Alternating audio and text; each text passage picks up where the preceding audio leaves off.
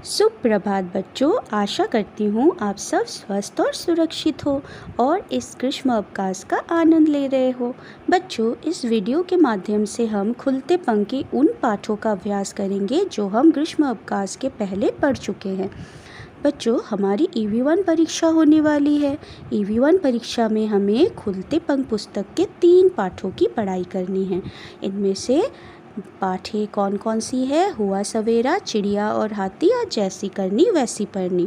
2 पाठों का अभ्यास हम लोग इस वीडियो में करेंगे और तीसरे पाठ का अभ्यास हम लोग दूसरे वीडियो में करेंगे। ठीक है बच्चों? हमारी पहली पाठ है हुआ सवेरा। सवेरा मतलब सुबह होना। सुबह होते ही क्या क्या होता है? प्रकृति हमें बोल रही है, सुबह होते ही हम में नई शक्ति जाग जाती है। मैं जैसे सारे काम समय से करती हूँ, तुम्हें भी सारे काम अपने समय से करना चाहिए। चलिए कविता को पढ़ते हैं। सूरज निकला हुआ सवेरा, पंछी छोड़ चले सब डेरा, आसमान पर लाली छाई, चली मन शीतल पुरबाई, बिखरे थे जो मोती के दाने, लगे सिमटने कैसे जाने, नन्ही नन्ही किरणें आई, हंसे फूल कलियां मुस्काई, तुम भी उठकर दौड़ो थोड़ा, भाग रहा सूरज का घोड़ा, तन में चुस्ती फुर्ती लाओ, मेहनत करके नाम कमाओ।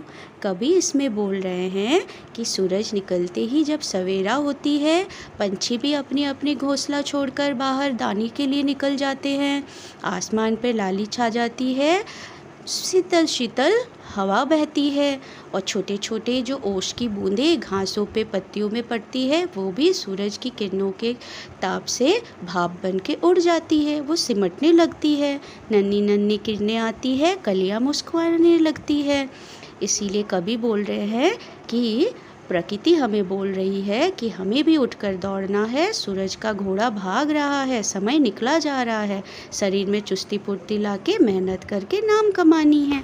ठीक है बच्चों? उसके बाद इस पाठ की अभ्यास है। पहले है शब्दार्थ और मुहावरे।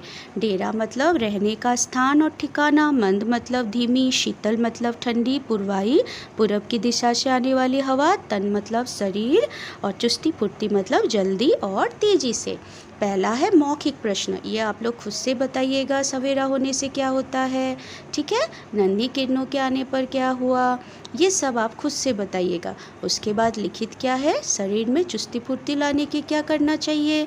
शरीर में चुस्ती फुर्ती लाने के लिए हमें थोड़ा दौड़नी चाहिए। नाम कमाने के लिए क्या करना चाहिए? नाम कमाने के लिए हमें मेहनत करना चाहिए।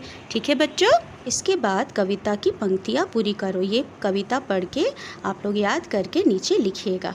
ठीक है? उसके बाद आती है फिर 2 और पंक्तियाँ हमें भरनी हैं।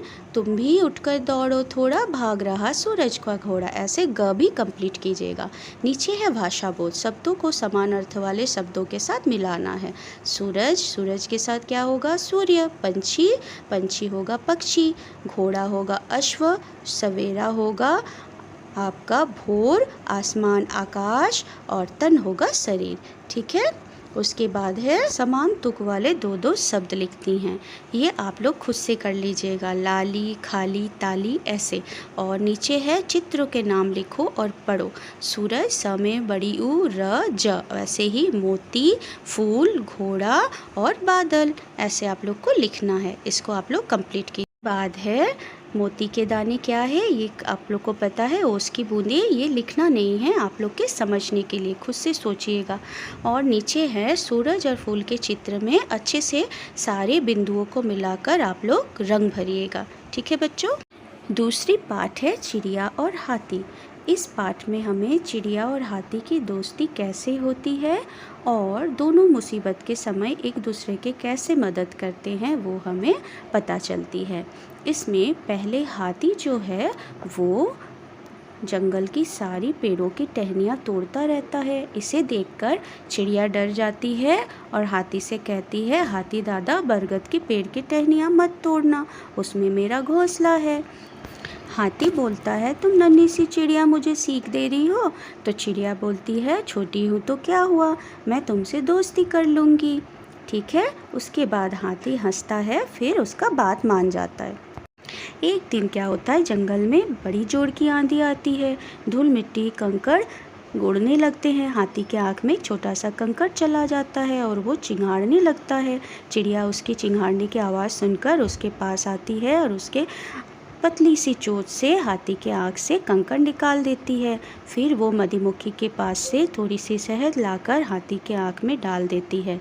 फिर हाथी को आराम मिलता है। हाथी बोलता है, धन्यवाद छोटी चिड़िया, तुम सचमुच मेरे दोस्त हो। इसके बाद अभ्यास में आप लोग को शब्दार्थ पढ़नी है, मौखिक प्रश्न पढ़नी है और लिखित प्रश्न भी पढ़नी है। ये सारे आंसर्स आपको गूगल क्लासरूम में मिल जाएंगी, आप लोग उसमें से लिख लीजिएगा। नन्ही चिड़िया का घोंसला कहाँ था? नन्ही चिड़िया का घोंसला बरगद के पेड़ पर बना था। हाथी की आँख में नन्हा सा कंकड़ चला गया था, इसलिए वो चिंगाड़ रहा था। और चिड़िया अपनी सुई जैसी चोंच से हाथी की आँख में से कंकड़ निकाला। चिड़िया मधुमक्खी के छत्ते के पास हाथी की आँख में डालने के लिए शहद लेने गई थी। बहुत आसान प्रश्न उत्तर है। दूसरी है, सही शब्द लिखकर खाली स्थान भरो। हाथी की आँख में एक कंकड़ घुस गया था। हाथी ने चिड़िया का धन्यवाद किया। चिड़िया शहद लेकर हाथी के पास आई। एक दिन जंगल में जोर की आंधी आई। हाथी परेशान होकर चिंगाड़ने लगा। तीसरी है, बरगद के पेड़ पर किसका घोंसला था? चिड़िया का। चिड़िया ने रानी मधुमक्खी से शहद मांगा। चिड़िया हाथी के आँख में शहद की बूंदें टपकाई। भाषा बोधों से दो दो शब्द बनानी है, वो खुद से कोशिश कीजिएगा। उसके बाद है अनेक शब्द बनाओ। चिड़िया चिड़ियाँ, मधुमक्खी मधुमक्खियाँ, टहनी टहनियाँ, डाली डालियाँ, घोंसला घोंसले, छत्ता छत्ते, आँख आँखें, बूंद बूंदे। उसके बाद है उल्टे अर्थ वाले शब्द या विलोम शब्द। बाहर, अंदर, अच्छा बुरा, हंसना रोना, तोड़ना जोड़ना, दोस्त दुश्मन। चित्र देखकर नाम लिखो। पहली है पेड़, हाथी, चिड़िया, घोंसला, आँख, छत्ता, मधुमक्खी और सुई। उसके बाद सोचो और लिखो। ये आप लोग खुद से सोचिएगा, लिखने की ज़रूरत नहीं है।